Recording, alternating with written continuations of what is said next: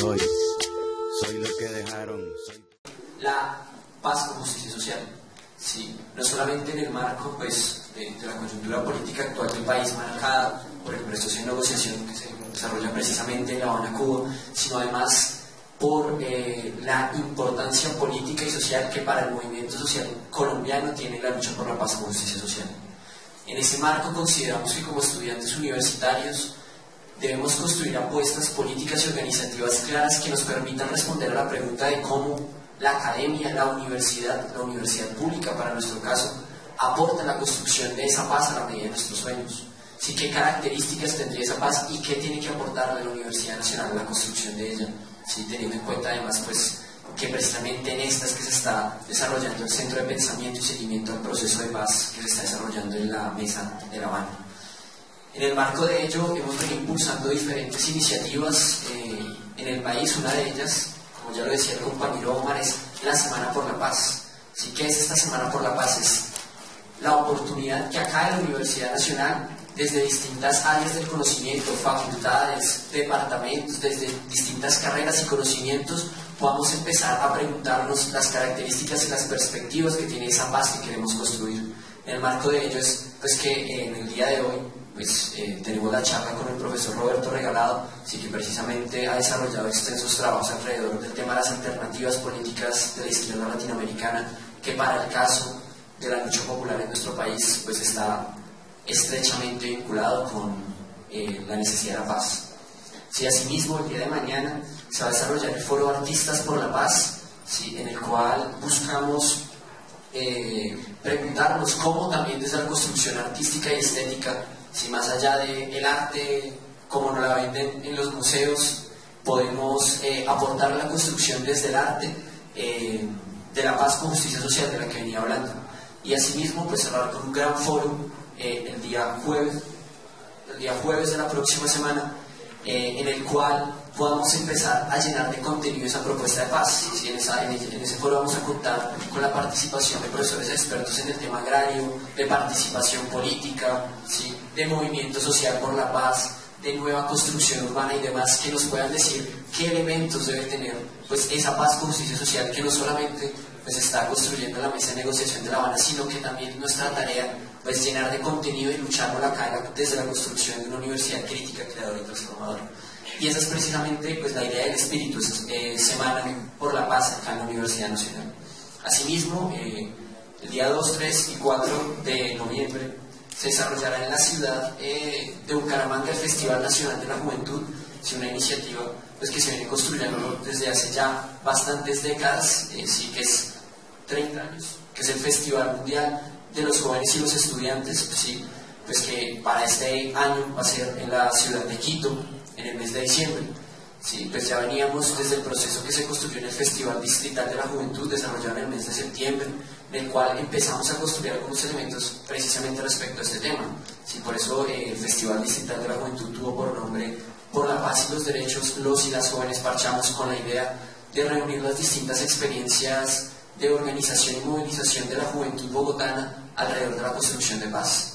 Y con la perspectiva pues, del Festival Nacional de la Juventud, que tiene por lema Unidos y Unidas por la Paz, que a la medida de nuestros sueños. ¿Sí? Entonces, este festival tiene la idea de aportarnos en la construcción de elementos políticos, académicos y programáticos del contenido de esa paz que queremos. ¿Sí? En esa medida vamos a desarrollar la discusión en diferentes mesas y participación política de la juventud, derechos humanos y conflicto armado, educación y demás derechos económicos, sociales y culturales y otras tantas, en las cuales los y las jóvenes del país podamos aportar en la construcción de esa paz y nos preparemos de forma política profunda en la construcción de ese Festival Mundial de los Jóvenes y los Estudiantes en el mes de diciembre en Quito, Ecuador.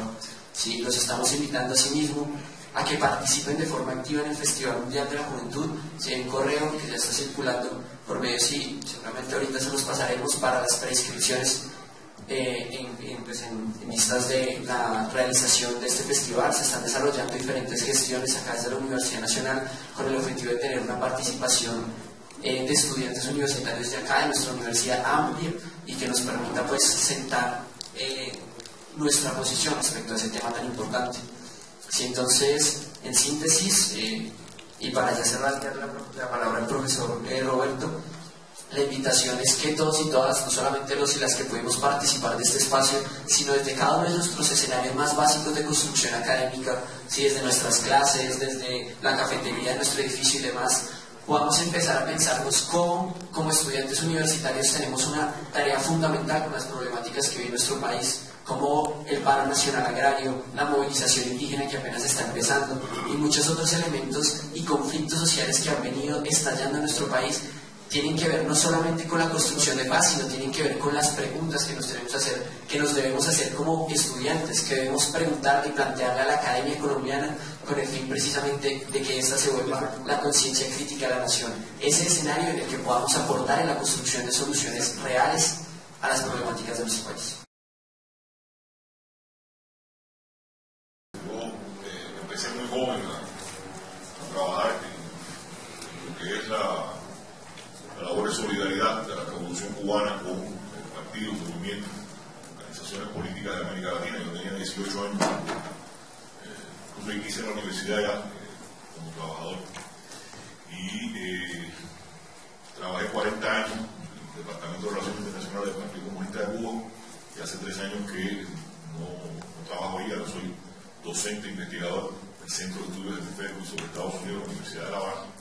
Pero yo quiero compartir con ustedes acá son algunas experiencias, tanto prácticas como de estudios realizados, con el objetivo de modestamente servir para que ustedes puedan colocar en el contexto histórico y regional la problemática colombiana de hoy en día, que realmente es una problemática bastante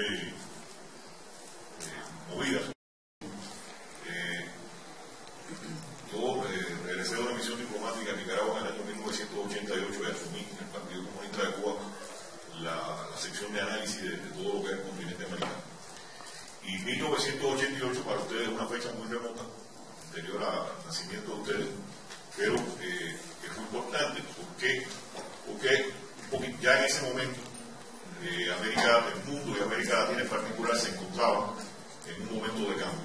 Es decir, la idea que defiendo quizás más adelante en esta exposición pueda referirme a ello con más detenimiento, es que el triunfo de la Revolución Cubana en el año 1959 abre una etapa de lucha en América Latina donde las luchas populares tienen determinadas características, pero que esa etapa de lucha se cierra precisamente entre 1989 y 1991 y que el catalizador de ese cambio de época es precisamente el derrumbe del campo socialista europeo.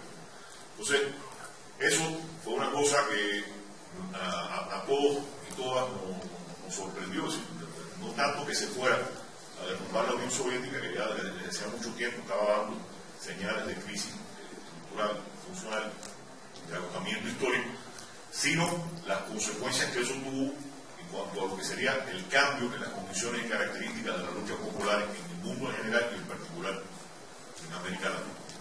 Entonces, para comenzar a entrar en este tema, el presidente Correa, Rafael Correa, ha acuñado el término cambio de época, es decir, cuando él constantemente dice no estamos en una época de cambio, estamos ante un cambio de época. Y yo estoy de acuerdo con la definición que hace el presidente Correa. ¿Por qué no bajamos un poquito las luces para que se pueda ver mejor? Porque si no, no tiene sentido.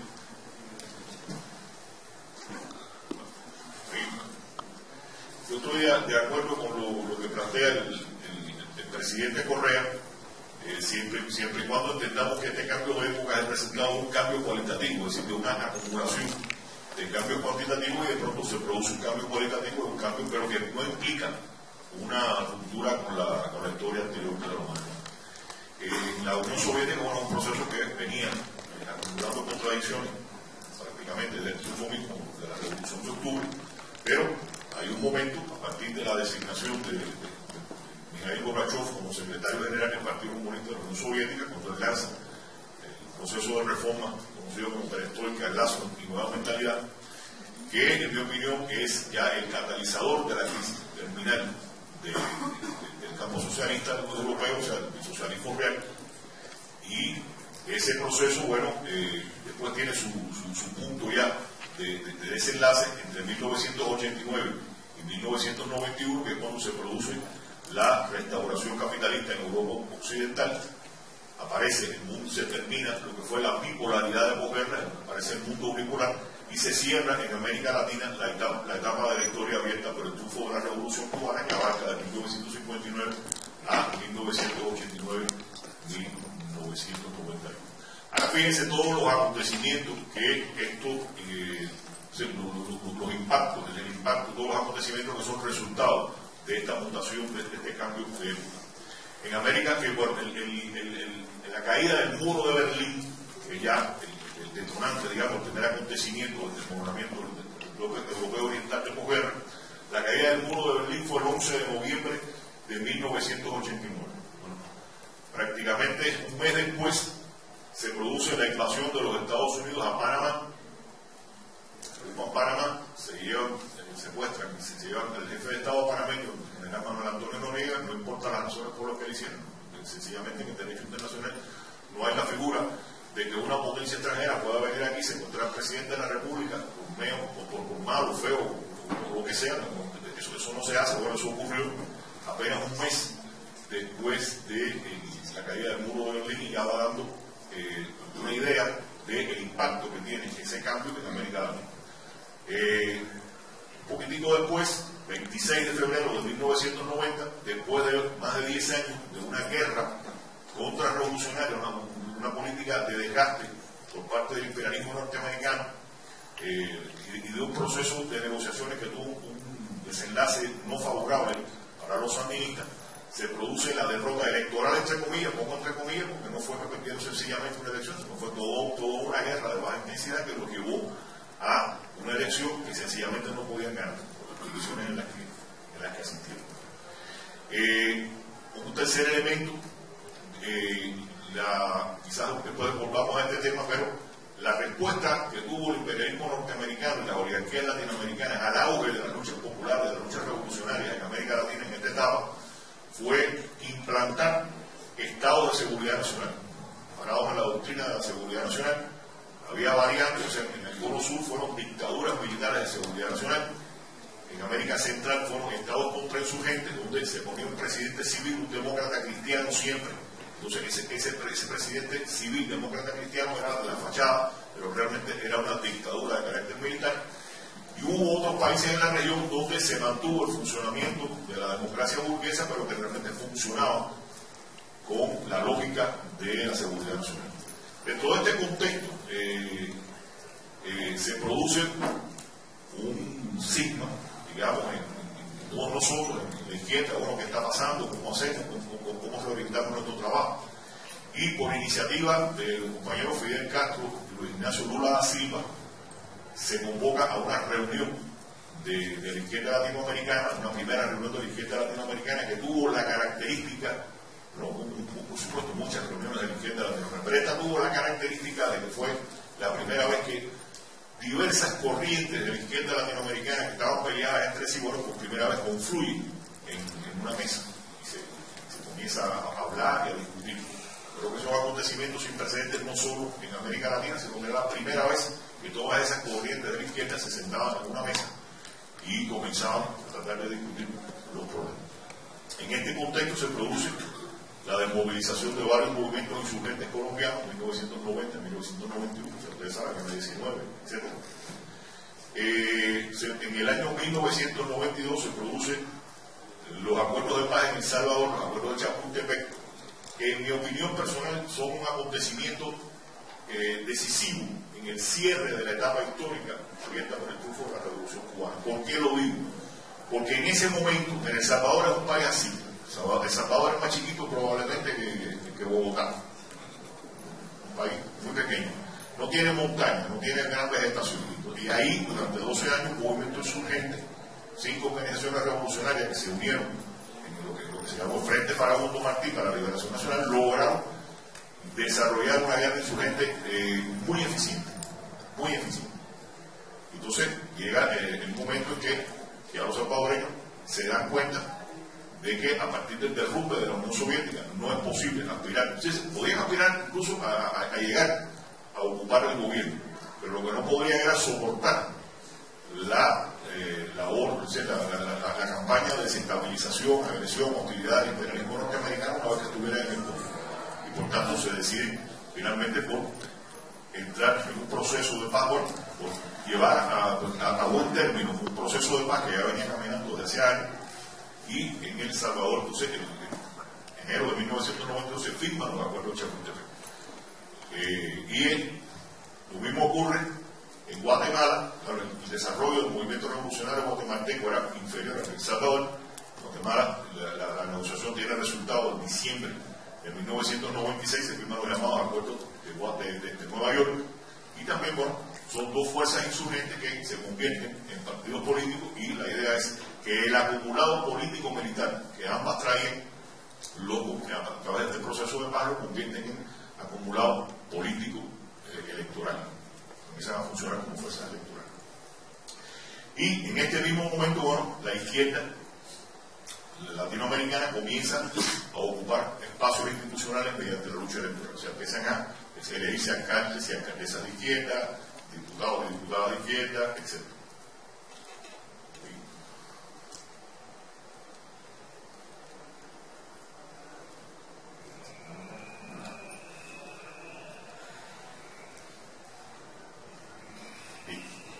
Ahí estamos hablando de finales de los 80, principios de los 90. En la década de los 90, ¿qué cosa es lo que nos encontramos? Bueno, nos encontramos ante el colapso de los paradigmas socialistas del siglo XIX y siglo XX. Es decir, el movimiento obrero socialista que se funda por allá por la década de 1880, desde 1960, más o menos, empieza a conformarse. Ese movimiento socialista tiene una bifurcación entre siglos, o sea, entre finales del siglo XIX e inicios del XX. Como todos sabemos, se forma la vertiente socialdemócrata, conocemos ahora como socialdemocracia, que se plantea originalmente la transformación progresiva, pacífica del capitalismo y del socialismo, y por el otro lado viene el comunismo. Entonces, yo diría que en la década de los 90, lo que nosotros asistimos es al derrumbe de la experiencia del llamado socialismo real, es decir, el paradigma de construcción socialista que se había venido formulando a partir de la experiencia de la Unión Soviética. Eso, se derrumba el campo socialista europeo, se derrumba la Unión Soviética, obviamente se derrumba el socialismo real, la experiencia del socialismo real, pero no solo eso, sino también en el caso de la socialdemocracia, o sea, la otra gran tendencia histórica del movimiento obrero y socialista, también se derrumba. No es que se cayera, pero sencillamente terminaron un largo proceso histórico de abandono paulatino de aquella voluntad inicial de transformar el capitalismo en algo, en su contrario, transformar el socialismo. Eso se había ido abandonando poco a poco. Ya llegamos en la década de 1990 al momento en que sencillamente abjuran por completo de su trayectoria anterior, ellos se habían apropiado del llamado Estado de Bienestar Europeo de posguerra, que se habían convertido en los abanderados del Estado de Bienestar, y sin embargo abjuran de eso y asumen como propia la doctrina neoliberal. Sobre este tema volveremos. Entonces, en este contexto surgen un conjunto de pseudo teorías sobre una supuesta ruptura epistemológica. Así, ya no se podría aspirar a entender el mundo, como Marx decía, bueno, conocer el mundo para transformarlo. Ya no se podría aspirar ni a transformar el mundo, ni siquiera a conocerlo. ¿Por qué? Porque habían venido dos grandes elementos nuevos, uno era la globalización y el otro la revolución científico-técnica, y entonces ya el ser humano, la sociedad, no sería capaz de configurar su propio destino, sino que entonces unos decían que era la ciencia, otros decían que era la tecnología, otros decían que era la competitividad, y los pobres monopolios transnacionales no eran personas, ¿sí? No tenían una junta directiva, no sé cuántos accionistas que decidía políticas, sino que era la competitividad la que obligaba a esos pobres millonarios a adoptar determinadas decisiones en política económica y en política que afectaban a los pueblos. Pero los pobrecitos no tenían ninguna responsabilidad. Es la lógica de la competitividad, la revolución científico-técnica que los obligaba. O sea, a eso es lo que yo llamo las pseudo-teorías sobre la globalización y la revolución científico-técnica. En América Latina, el totalitarismo neoliberal se reflejaba en que los debates que teníamos en estas reuniones, por ejemplo, el Foro de Sao Paulo, reuniones amplias de la izquierda, escuchábamos incluso hablar de que como el neoliberalismo era inevitable, era la única doctrina socioeconómica posible en el mundo del siglo XXI, si no es que quisiéramos o no quisiéramos, es que era la única posibilidad. Pues recuerdo haber escuchado en la reunión fundacional del Foro de Sao Paulo la delegación del Partido Comunista de Chile, pero no solo ellos, hablar de la necesidad de crear un neoliberalismo de izquierda. Neoliberalismo de izquierda. Fíjense cómo estaba la cuestión ideológica. Cuando se hablaba de democracia, se hablaba de democracia sin apellidos. ¿No? O sea, se establecía diferencia, así ya las clases sociales habían desaparecido, explotadores y explotados habían desaparecido. Usar la palabra imperialismo era de muy mal gusto. Era de muy mal gusto. Y entonces, bueno, lo que se hablaba en los círculos de izquierda era de la necesidad de democracia sin apellido, y entonces el plan máximo de la izquierda en aquel momento era la búsqueda de alternativas. No se trataba de una transformación social revolucionaria o de una reforma social progresista, no se trataba de construir una nueva sociedad, sino de lo que había que hacer era buscar alternativas. ¿Cuáles eran las alternativas? No se sabe qué alternativas. Fíjense el grado de confusión ideológica y de regresión ideológica al que nos enfrentábamos en aquel momento, donde compañeras y compañeros estábamos, o la izquierda estábamos a la defensiva. Entonces, en mi experiencia personal fue, bueno, yo les decía, acababa yo de asumir la jefatura de la sección de análisis del Departamento de Relaciones Internacionales del Partido Comunista de Cuba. Teníamos que acudir a diversos foros de la izquierda, teníamos que defender las ideas de la revolución, pero para ello necesitábamos actualizarnos, necesitábamos desarrollar nuestros conocimientos y adecuarlos a las circunstancias. El primer esfuerzo en el que nos vimos involucrados fue aquí. Armamos un equipo de 4 investigadores, cuatro compañeros. 2 de ellos eran profesores universitarios y 2 trabajábamos en el partido. Y los docentes universitarios tenían la necesidad de qué decirle a sus estudiantes, cómo explicarle a sus estudiantes lo que estaba pasando. Y nosotros, los que trabajábamos en relaciones internacionales del partido, pues era más, no tanto la docencia, sino la batalla ideológica. Cómo nosotros seguir defendiendo las ideas de la revolución y socialismo tan difíciles de condición. Entonces hicimos una investigación que se tradujo en la publicación de un libro que se llamaba Transnacionalización y Desnacionalización, ensayos sobre el capitalismo contemporáneo, que digo, bueno, tuvo varias ediciones, pero quiero llamar la atención de que aquí hubo, el Partido Comunista Colombiano tuvo la gentileza de publicar una edición de ese libro en el año 2000, en aquel momento se llamaba Colección Izquierda Viva de Ediciones Nuestra Mente. Y entonces, básicamente, lo que nosotros planteamos, bueno, el mito de la globalización. ¿Qué cosa es la globalización? Bueno, la conclusión a la que nosotros llegamos es que la globalización no es más que una forma de designar el salto de la concentración nacional a la concentración transnacional del capital. Es decir, todos sabemos que el capitalismo es un sistema social que necesita crecientemente concentrar riqueza, concentrar poder económico y concentrar poder político. Y la tesis que nosotros defendíamos es que el capitalismo ha pasado, bueno, por una primera gran etapa de capitalismo premonopolista que abarca desde se comienza a formar en el siglo XVI hasta finales del siglo XIX, y que ya a finales del siglo XIX, principios del siglo XX, ya se identifican los monopolios, ya se han formado los primeros monopolios, ya se puede hablar de que ha nacido el capitalismo monopolista, así que ha nacido el monopolio. Después, cuando estalla la Primera Guerra Mundial, Lenin, que era un estudioso del capitalismo, se da cuenta de que hay un cambio cualitativo, es decir, que el poder político del Estado capitalista y el poder político del monopolio se han fundido y que ha nacido el capitalismo monopolista del Estado. Y ese proceso se afianza aún más un poquitico después cuando se produce la crisis de 1929. Y la idea entonces que nosotros defendíamos es que después de la muerte de Lenin sigue el desarrollo capitalista, sigue la concentración capitalista. Hay un hecho muy importante que fue la Segunda Guerra Mundial. La Segunda Guerra Mundial implicó la destrucción de Europa Occidental, implicó el tránsito de Estados Unidos al papel de primer potencia imperialista del mundo. Después viene la reconstrucción europea, la carrera armamentista contra la Unión Soviética, y todo eso provoca una interpenetración de capitales. El Plan Marshall hacia Europa para la reconstrucción europea y un conjunto de cosas más hacen que los capitales, que hasta ese momento en buena medida eran capitales transnacionales, el imperialismo norteamericano, el imperialismo japonés, comienza un extraordinario proceso de interpenetración, que es uno de los factores, no quiero simplificar las cosas, que explica lo que en la década de los 70 ya podemos conceptualizar como transnacionalización del capital o globalización.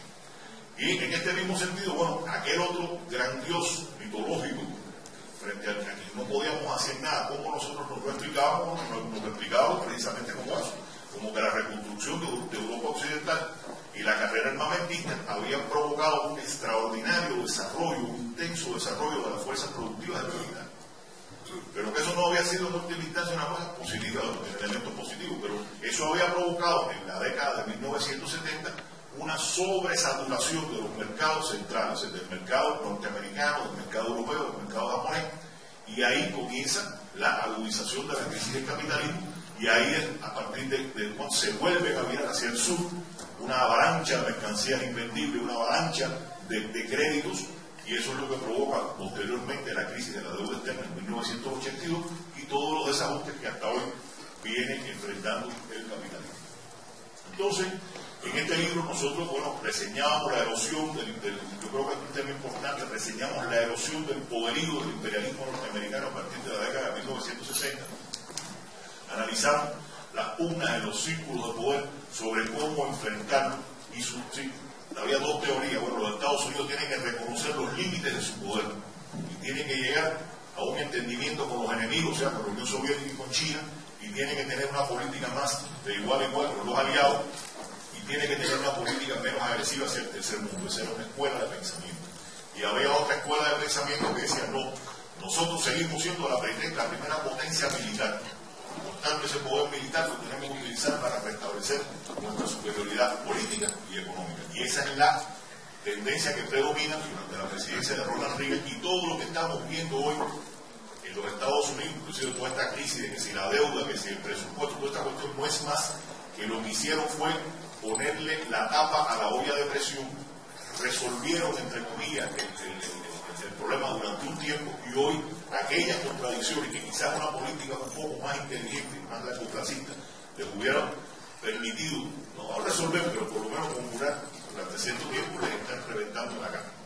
Bien, entonces analizamos también las características fundamentales del capitalismo monopolista transnacional y decimos, bueno, que de lo que se trata es de que los ciclos de rotación del capital, es decir, el capital nace con ciclos nacionales, con economías nacionales, ciclos nacionales de rotación del capital, se van fundiendo y se va creando un gran ciclo transnacional de rotación del capital que, en el caso de nosotros, los países del sur, lo que hace es que penetran nuestros países, abren unos bolsones, digamos, lo único que les interesa es recursos naturales, petróleo, se llegan, se adueñan de esa riqueza minera, petrolera, exportadora, y esa se la llevan, y dejan al resto de la nación sin incorporarse a ese ciclo, sin incorporarse a esa cadena productiva. Yo creo que ejemplos actuales, hoy se ve clarito todo esto, pero en aquel momento todavía estábamos tratando de... Y bueno, luego aborda la relación entre la transnacionalización, el Estado y el poder político, en virtud del cual los principales estados imperialistas construyen una mega maquinaria de poder transnacional, Fondo Monetario Internacional, Banco Mundial, Unión Europea, la OTAN, que ya no solo invaden cualquier lugar del mundo, son una mega maquinaria de poder transnacional, y los demás estados, en particular los nuestros, que sufren una atrofia de sus funciones nacionales y adquieren funciones transnacionales subordinadas. Bueno, seguimos. Después de ese trabajo un poco general de caracterización de los problemas del mundo, ya entramos en una segunda fase del trabajo, de la cual surge un libro que se llama América Latina entre siglos, dominación, crisis, lucha social, alternativas políticas de la izquierda, que en una primera parte se propone mapear qué ha pasado desde el surgimiento del capitalismo como economía política, y un poco toma los pasos de la obra anterior, pero se mete en otro tema, bueno, el tema de Estado, poder, democracia, y llegamos muy rapidito, lo tengo que decir aquí, no puedo ponerme a explicar, llegamos a la conclusión de que en efecto, en virtud del desarrollo del capital y en virtud de la lucha del movimiento obrero y socialista, podemos decir que en efecto, como dice Marx, el capitalismo nace chorreando lodo y sangre por los poros desde el siglo XVI y lo mantiene hasta la década de 1860, que no fue justo, es la década, digamos, de la revolución industrial, la segunda revolución industrial, que a partir de ese, o sea, hasta ese momento había dominado por violencia extrema. A partir de ese momento comienza una relación de acción y reacción entre necesidades del propio capital, que como tiene excedente lo puede redistribuir, y movimientos obreros, socialistas y femeninos que empiezan a aprovechar esos poquiticos de espacios para tratar de que se le abran. O sea, hay una acción y reacción entre necesidades del capital y luchas de los movimientos obreros. Y eso lleva a un periodo que no es homogéneo, pero que en determinados puntos de la geografía capitalista se desarrolla la democracia burguesa, que llega a su punto, yo diría, culminante en la posguerra, en los llamados estados europeos de bienestar. Pero ya en la década de 70 viene esta sobresaturación del mercado. Ya la política del capitalismo no puede basarse en una continua redistribución pero una producción, incremento continuo de la producción, sino necesita ganar más con cada unidad. Necesita una concentración del capital y por tanto vemos que ese proceso, digamos, por llamarlo de alguna manera, ascendente de la democracia burguesa entre 1860 y 1870 se revierte. Y viene la reforma neoliberal, que no es otra cosa que una doctrina que promueve la concentración de la riqueza y la impermeabilización del Estado para que no puedan asimilar demanda social. Entonces, nosotros llegamos a la conclusión de que con respecto a los paradigmas socialistas, esos de los que yo hablé, o sea, socialdemocracia y comunismo, que en lo que respecta a la socialdemocracia, el balance histórico es que su actuación siempre fue subordinada a la reproducción del capital. Es decir, que en aquellos momentos donde la socialdemocracia se presentaba como democrática, redistribuía hacia hospitales, escuelas, programas de asistencia social, lo hacía cuando era funcional esa política de la reproducción del capital. Pero que una vez que el capital necesitó concentrarse, la socialdemocracia lo que hizo fue abandonar aquello y asumir la política. Y con respecto al socialismo real, tenemos que el balance histórico es que su actuación estuvo condicionada por intereses de la burocracia, que por tanto llegó un momento en que colapsó. Sí. Bueno, en América Latina, nosotros, entre el siglo también, en la segunda parte ya incursionamos en nuestro continente y estudiamos la historia de América Latina dentro del capitalismo, el colonialismo, lo que fue el neocolonialismo, el panamericanismo y el desarrollismo. Y fíjense la cuestión. América Latina, en el siglo XVI, cuando viene la conquista y colonización, lo que hace es entrar en la formación económico-social capitalista como suministradora de riqueza que aborda el proceso de acumulación originaria del capital. Por acumulación originaria del capital entendemos la riqueza que se produce fuera del sistema capitalista de producción y que se invierte en su despegue y desarrollo. O sea, América Latina comienza financiando el nacimiento de la sociedad capitalista europea. En la medida en que avanza el desarrollo de la economía capitalista en Europa, esa relación va cambiando. Y ya a la altura de finales del siglo XVIII, esa relación cambia. Y entonces ya América Latina comienza a ser mercado de exportación de otros productos primarios, ya no solo oro y plata, y comienza a importar productos industriales, manufactureros que vienen de Europa. Y hay una brecha, porque nuestros productos siempre han valido menos que los que exportamos o los que importamos, hay una brecha que se cubre con la deuda externa. Eso es básicamente, bueno, no quiero hacer la historia, sencillamente explicarles a ustedes cómo también tratamos de llevar este análisis a lo que es la historia de la realidad latinoamericana. Después venimos a analizar revolución y contrarrevolución en los años 60, las luchas populares, la insurgencia revolucionaria que se da en la década del 60, la guerra de guerrilla, los gobiernos militares progresistas, el gobierno de unidad popular en Chile, la política represiva del gobierno de los Estados Unidos y la reestructuración del sistema. Yo estoy pasando por arriba porque a esto volveré de inmediato. Y finalmente llegamos a esta nueva parte de la investigación, que es un libro que está allá afuera, que se llama La izquierda latinoamericana en el gobierno alternativo de reciclaje, que un poco va construyendo o elaborando sobre todo lo anterior. La tesis que defendemos en este caso es que para entender lo que está pasando en América Latina hoy, dicho en otras palabras, para entender los elementos condicionantes de las características y condiciones de las luchas populares, hay que partir del análisis de 4 factores externos y de 5 procesos continentales. primer de esos factores externos, ya hemos hablado de los el salto de la concentración nacional, la concentración transnacional de capital, la globalización, que es identificable a partir de la década de 1970. El segundo factor es la avalancha universal del neoliberalismo. Fíjense que es en secuencia. La globalización se desata en el 70, en el 80 es la avalancha universal del neoliberalismo, finales del 80, principios del 90, derrumbe de la Unión Soviética, que es el elemento catalizador del cambio de época, y después la neoliberalización de la socialdemocracia europea. Y los 5 procesos continentales, también en secuencia. Hay un primer momento donde lo predominante es la implantación de mecanismos transnacionales de dominación, un segundo momento que es la crisis del Estado neoliberal, un tercer momento donde lo predominante es el auge de la lucha de los movimientos sociales y el nacimiento de los movimientos sociales políticos. Después, un cuarto momento, la elección de gobiernos de izquierda y progresistas, y un quinto momento, lamentablemente, en el que estamos ahora, que es la contraofensiva del imperialismo norteamericano.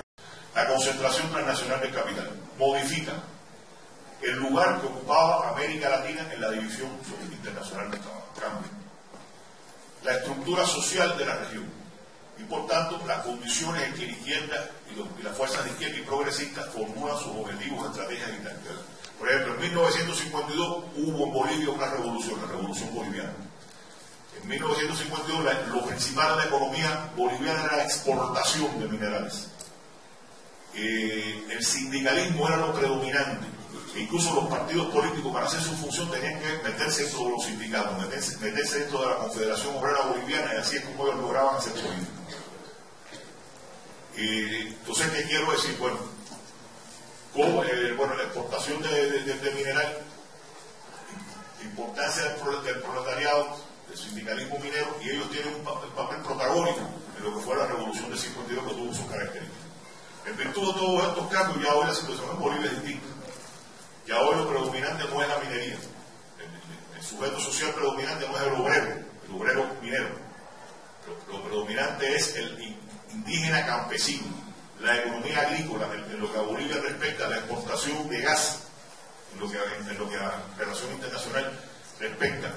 E incluso aquel sindicalismo, esa copla, que fue, digamos, la punta de vanguardia de la revolución boliviana del 52, hoy es uno de los elementos que más disputa con el gobierno del presidente Evo Morales. Fíjense cómo van cambiando las condiciones y características y los sujetos de la lucha popular. Seguimos a la avalancha neoliberal de la década de los 80, o sea, la globalización cambia las condiciones en el mundo, pero después, dentro de esas nuevas condiciones, hay intereses para moldearla. No es lo mismo la globalización concebida por el capital que concebida por fuerzas sociales. Entonces, ¿qué es lo que hace el neoliberalismo? Con esa nueva división internacional del trabajo, la moldea de forma tal que América Latina resulta subordinada, sometida a una mayor explotación y depredación. Moldea y legitima también una reestructuración del sistema imperialista de dominación mundial y occidental. Y moldea también una reforma política, económica y social que intensifica la concentración de la riqueza. O sea, eso es el objetivo del neoliberalismo. Pasamos al tercer elemento, la desintegración del bloque socialista europeo. Bueno, es el colapso de la bipolaridad. El mundo había sido bipolar básicamente durante la posguerra, y eso implicaba que había un muro de contención para el imperialismo en determinadas regiones del mundo, y eso ayudó al proceso de descolonización de Asia, África, América Latina, y el triunfo de revoluciones sociales, incluidas socialistas en algunos países. Y a corto plazo tuvo un impacto devastador en las ideas de la revolución y el socialismo. Afortunadamente creo que ya nos hemos recuperado.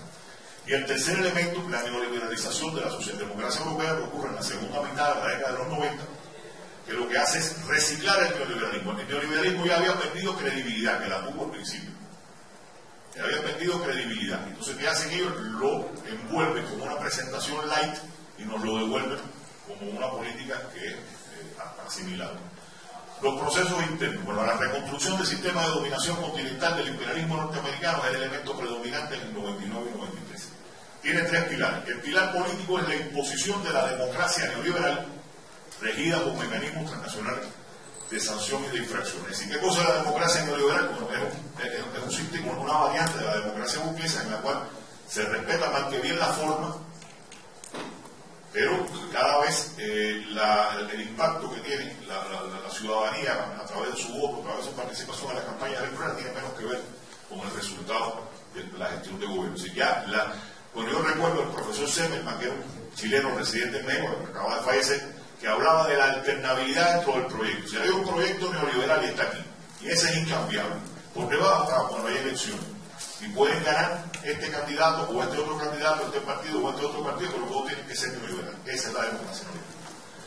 Pilar económico, la apertura, imposición de una apertura económica unilateral en América Latina. El proyecto original fue el ALCA, pero bueno, como ustedes saben, ya a la altura de 2005 había varios gobiernos de izquierda y progresistas que rechazaron el ALCA y ese proyecto fracasa. Plan B es establecimiento de tratados de libre comercio bilaterales y subregionales y más recientemente la articulación de la Alianza del Pacífico. Y el pilar militar, el incremento de la presencia militar directa de los Estados Unidos de América Latina. Ahora, el segundo proceso es la crisis de ese Estado neoliberal. El Estado latinoamericano, el Estado dependiente, tiene básicamente tres funciones dentro de la cadena de dominación imperialista. Uno es transferir riqueza al exterior. Otro es redistribuir cuotas de poder dentro de la oligarquía. Como ustedes saben, la oligarquía tiene diversos sectores, no es monolítica, y tiene contradicciones entre ellos, y es redistribución de poder económico y poder político entre ellos. Y cooptar a los grupos sociales subordinados, los famosos sindicatos amarillos, que bueno, están vinculados a un partido oficialista, entonces reciben brevetes que no reciben de la clase obrera en general o los campesinos en general. Ahora, ¿qué ha sucedido? Que la intensidad y la magnitud con que el Estado latinoamericano hoy se ve obligado a transferir riqueza al exterior ya no le permite cumplir, como lo hacía mal que bien antes de cada precedente, con las otras dos funciones, es decir, con la redistribución de cuotas de poder ni con la cooptación de grupos sociales subordinados. Continuamos. Bueno, esto provoca un extraordinario auge de la lucha de los movimientos sociales contra el neoliberalismo, que es predominante en la etapa 1994-1990. Un extraordinario auge de las luchas populares que se refuerza porque también entronca con luchas populares, los temas de género, etnicidad, preferencia sexual, franja etaria, medio ambiente, todo eso hace que en América Latina florezca un extraordinario movimiento popular. Y todo esto abre el camino para la tendencia de victorias electorales de la izquierda en todos los niveles de gobierno que es predominante entre 1999 y 2009. En realidad, la izquierda ya venía ocupando espacios en alcaldías, gobernaturas, etcétera, desde la década del 80. Pero cada vez que iba a ir a una competencia electoral a nivel presidencial, la perdía. Es decir, fue derrotado 3 veces seguidas la candidatura presidencial de Lula, a partir del año 89. Fue derrotada 3 veces seguidas la candidatura presidencial de Cuauhtémoc Cárdenas en México, a partir del año 88. Y fue derrotada 3 veces consecutivas la candidatura presidencial del Frente Amplio de Uruguay, de Serena y de Tavares, a partir del 89. Entonces, ¿dónde se da el momento de cambio? ¿Por qué la gente elegía al alcalde, la alcaldesa de izquierda, pero no presidente? Bueno, yo diría que porque los neoliberales tenían la capacidad de infundir miedo. Si ya, cuando Menem en Argentina, Fujimori en Perú, Luis Alberto Lacalle en Uruguay, son electos por primera vez, son electos mintiendo, diciendo que van a hacer una política popular progresista, y mentira, todo lo que hacen es aplicar a rajatabla el neoliberalismo. Y ya cuando pasa su primer periodo de gobierno, o sea, sus primeros 4 años de gobierno, ya la gente sabe que son unos descarados. Pero hay un elemento de infundir miedo. Todos tenían, pero bueno, voy a hablar de que Menem tenía el plan Caballo. Y el plan Caballo era la paridad artificial del peso argentino con el dólar. Entonces todos los trabajadores y trabajadoras ganaban en un peso argentino que valía un dólar. Pero también contraían deudas en un peso argentino que valía un dólar. Entonces usted compraba una casa a plazo, usted compraba un automóvil a plazo, usted invertía a crédito, y de pronto se caía el plan Caballo. Si usted debía 1.000, de pronto pasaba a deber 10.000, y así. Entonces, él tenía de rehén a la población argentina, los trabajadores argentinos. Si ustedes no votan por mí, se cae el plan Caballo, porque el capital internacional no va a respaldar a otro gobierno, pero menos a unos candidatos de izquierda, y por tanto ustedes están obligados a votar por mí. Y por eso la importancia de la elección de Hugo Chávez en diciembre del 98, porque en Venezuela había una situación de crisis política, económica, social, cultural, de todo tipo, que hizo que en el caso de la campaña de Chávez ni siquiera contra él funcionara el miedo. Y Chávez fue un candidato que la gente votó a favor de un cambio. Y esa victoria de Chávez en el año 98 es lo que abre la puerta para que después otros gobiernos de izquierda y progresistas hayan sido electas en la región. Ahora, cuando hablamos de gobierno y progresista, de izquierda y progresista, tenemos que estar claros que no estamos hablando de gobiernos monolíticos. Estamos hablando de gobiernos que son en realidad coaliciones en las que participan fuerzas de izquierda, fuerzas de centro izquierda y en algunos casos fuerzas hasta de centro y de centro derecha. ¿Por qué? Porque bueno, ya la dinámica esta de la democracia neoliberal en la que tenemos que funcionar pues hace que la gente tenga que hacer alianzas cada vez más amplias y más complicadas. ¿Y qué explica que sean electos estos gobiernos? Bueno, la confluencia del voto popular, indiscutiblemente un voto consciente, un voto militante, pero no es suficiente para elegir un presidente, una presidenta. Entonces, ahí se confluye el voto popular a favor de candidatos de izquierda o candidatas de izquierda con el voto de castigo contra los gobiernos neoliberales anteriores. Pero ese voto de castigo no es a favor nuestro, seguro. Y eso es un problema que tienen ahora los gobiernos de izquierda y progresistas que ya llevan 10, 12 años en el gobierno. Que hay un voto ahí que no es propio. Y eso explica en gran medida que en las últimas dos elecciones venezolanas, digamos, la de Chávez en octubre de 2012 y la de Maduro en abril de 2013, el voto haya bajado bastante. Y bueno, el último proceso, que es el incremento de las amenazas y retos contra los gobiernos de izquierda y progresistas, que en mi opinión es lo predominante a partir de 2009. ¿Cómo se expresa eso? Bueno, en esfuerzos conjuntos del imperialismo norteamericano y de la derecha latinoamericana para derrotar a esos gobiernos electoralmente o para derrocarlos por la fuerza. La erosión de las bases de estos gobiernos, la merma del apoyo popular a estos gobiernos debido a la inhabilidad de satisfacer las expectativas populares y también como resultado de sus propias debilidades y deficiencias, porque todos cometemos errores. Y finalmente la combinación de ambos elementos, que yo diría que es lo más importante. Ahora, ¿qué cosa explica? Y aquí me estoy acercando un poco a la problemática colombiana. ¿Qué cosa explica que haya gobiernos de izquierda en una América Latina posterior al derrumbe de la Unión Soviética? Cuando se derrumbó la Unión Soviética, se suponía que la izquierda iba a desaparecer del mapa mundial durante 50, 60 años. Sin embargo, la Unión Soviética cae en diciembre del 91 y en diciembre del 98, 7 años después, ya está electo Chávez. Bueno, yo diría que es una combinación de tres factores negativos y de tres factores positivos y un factor negativo. Factores positivos, el acumulado histórico de la lucha popular. Si no hubiera habido una historia de lucha popular en América Latina que viene desde la independencia, por supuesto, si no hubiera habido una historia de luchas populares que tiene características decisivas en las 3 décadas que van de 1959 a 1989, si no hubiera habido eso en América Latina, no habría hoy gobierno de izquierda y progresista. Si en Nicaragua no hubiera habido un Frente Sandinista de Liberación Nacional que hace una guerra revolucionaria y que hace una revolución en el año 79, bueno, después esa revolución fue derrotada por la guerra de baja intensidad.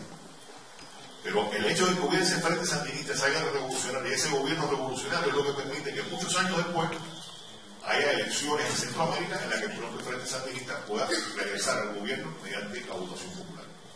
Si no hubiera habido en El Salvador una insurgencia revolucionaria de 12 años, una tremenda guerra revolucionaria, bueno, no hubiese habido después un acuerdo de paz en virtud del cual esas propias fuerzas revolucionarias pueden llegar al gobierno o no al gobierno por la vía electoral. Ahí hay seguramente un libro de Chafin Handel, que para mí es uno de los pensadores revolucionarios más completos de los últimos tiempos, lamentablemente ya fallecido, que se llama Hacer la guerra para construir la paz. Él explica cómo durante décadas la izquierda salvadoreña trató de acudir a las elecciones y cómo los reprimían, los mataban, los asesinaban, les hacían fraude, les daban golpes de Estado. Y cómo fue esa insurgencia revolucionaria la que obligó a que los respetaran y que de verdad les respetaran los espacios políticos y electorales. El segundo elemento es el rechazo al genocidio de las dictaduras, o sea, de los estados de seguridad nacional, que llegó a un punto tal que hasta los propios Estados Unidos, Europa Occidental, en el mundo entero, la gente rechazaba aquello. Y por tanto hubo que buscar mecanismos mediados de dominación, menos asesinatos, más del espacio.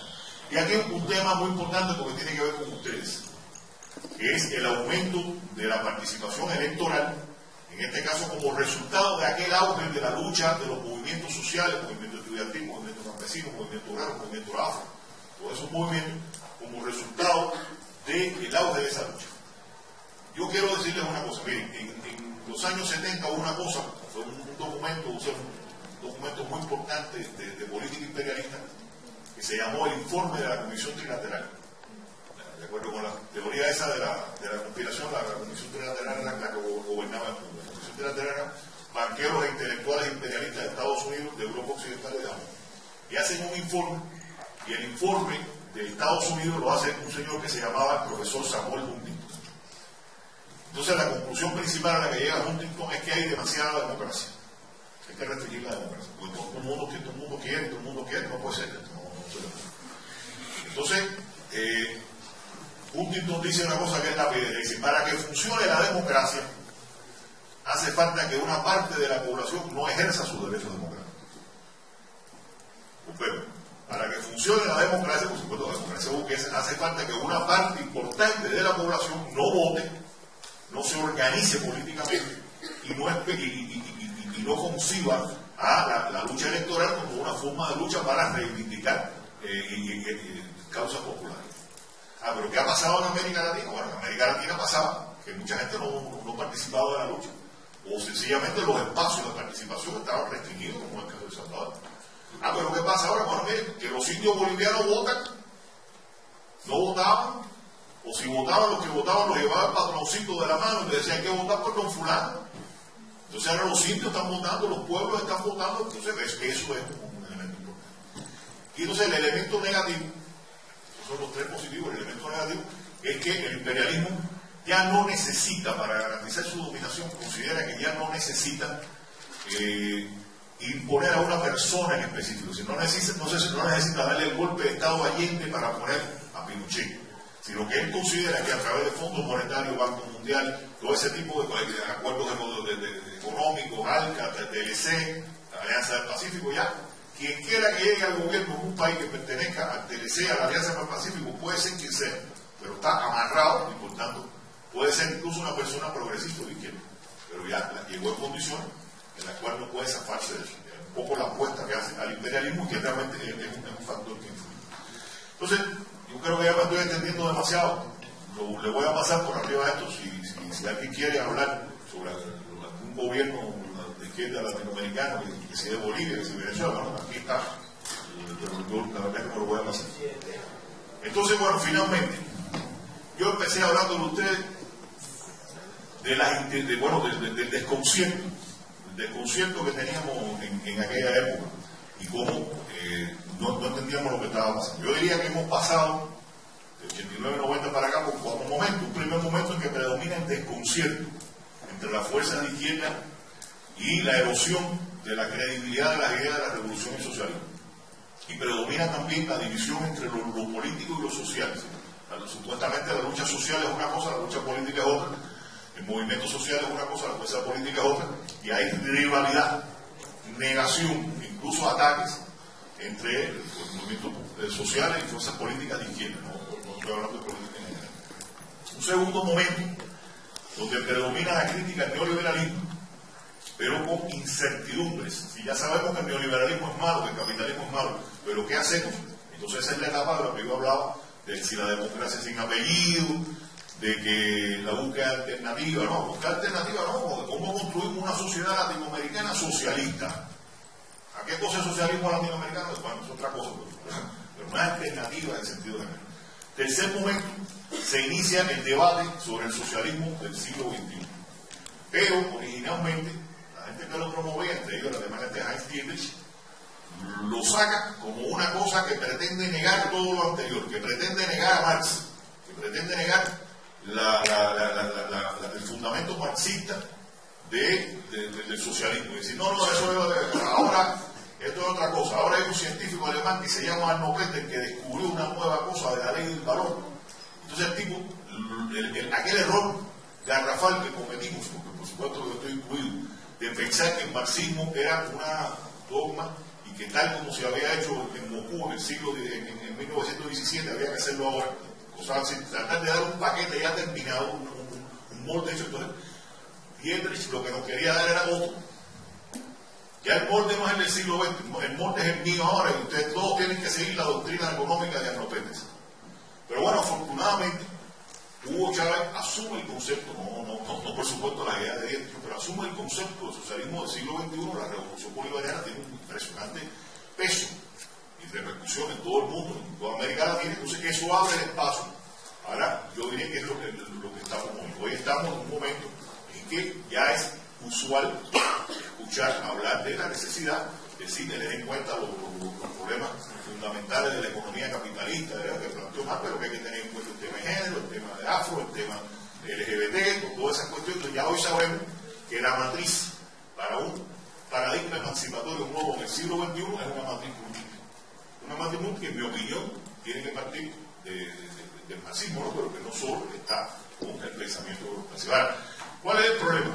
El problema es que, en realidad, los gobiernos, todos los gobiernos, incluso el mismo, están sometidos a una dinámica muy complicada en un mundo que es hostil. Bueno, sí, en Cuba estamos en poder, somos socialistas, ahí hay ciertos distancia, pero en el resto de los gobiernos de América Latina muchas veces, o lo que predomina lamentablemente es un espíritu emancipador y una práctica cotidiana emancipadora, pero no necesariamente asociada con la búsqueda de un... Sí, está más claro el discurso que uno escucha en los debates de los movimientos populares, que muchas veces lo que uno escucha o lo que uno ve en la política de los gobiernos. Yo creo que hay todavía un desfase entre teoría y praxis que afecta a Venezuela, que afecta a Bolivia, que afecta a Ecuador, que afecta a todos los demás, donde tendría que haber una mayor fusión y donde esa sabiduría que construyen los movimientos populares sea más determinante. Hoy lamentablemente no lo es en la acción de los propios gobiernos progresistas, y que aquí lo dejo. No sé si me he entendido demasiado, pero es que me entusiasma.